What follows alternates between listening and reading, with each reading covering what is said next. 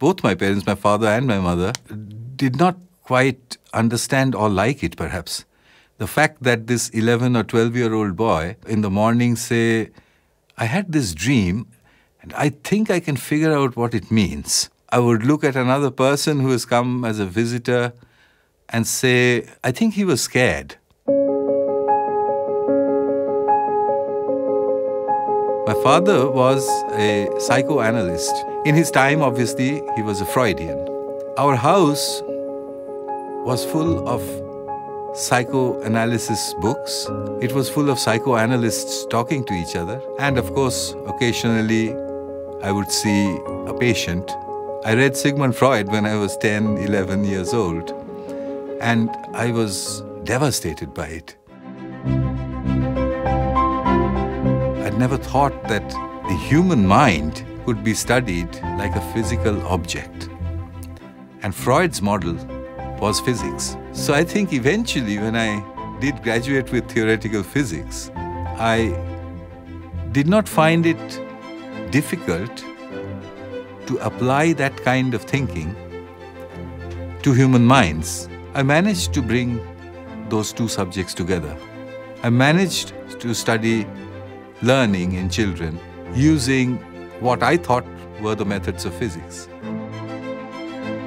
The experiment was in 1999. What would happen if groups of children who did not know what a computer was, had never seen one before, were to be confronted with a computer connected to the internet? What happened, I think, took myself and almost everybody by surprise. The fact that the children begin to use it within a few weeks and become pretty good at it within a few months and become as good as an office secretary in about 9 months' time. Not just one child, but many. The internet did not know that the people looking at it were little village children in India, so the internet gave them whatever it had. The little children in India did not know that this is not material that they are supposed to be able to understand or read. So when they saw it, they tried their best to read it. This whole idea of spontaneous order, that when children work in groups, they seem to be able to do things that are at a considerably higher level than when they're alone. And this strange new kind of learning started to happen, where people would say, who taught them? And I would say, nobody did. How could they understand a difficult topic? And I would say, I don't know. Individually, they possibly haven't understood it, but collectively, they have. So initially, people said it's trial and error, but the results were too big to be explained only with trial and error. Something was teaching. It wasn't somebody. And it's only later that I realized that that something was not alien. It was not the internet. It was just the collective hive-like mind of the learners together.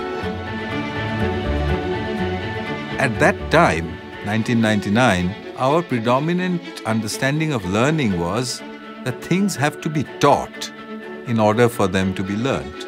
And here, there was nobody teaching. So what is the role then of the teacher? I don't think it's a guide. I don't think it's a supervisor. I don't even think it's an advisor. I think it's something like this. A person who says, it's unknown out there. You go.